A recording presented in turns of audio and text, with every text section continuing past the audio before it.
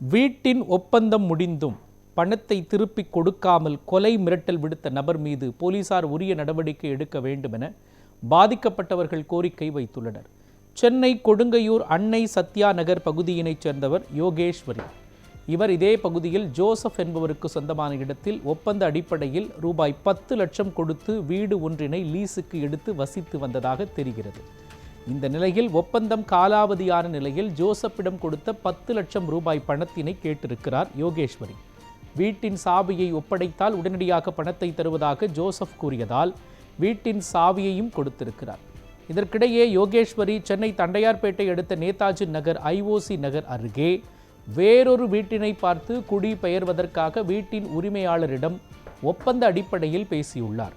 ஜோசப்பிடம் இந்த விவரங்களை கூறி பணம் கேட்டபோது பணத்தை தர முடியாது என்றும் முடிந்ததை பார்த்துக்கொள் என்று ஜோசப் மிரட்டியதாக யோகேஸ்வரி காவல் நிலையத்தில் புகார் அளித்துள்ளார். இதுகுறித்து போலீசார் வழக்கு பதிவு செய்து விசாரணை மேற்கொண்டு வருகின்றனர்.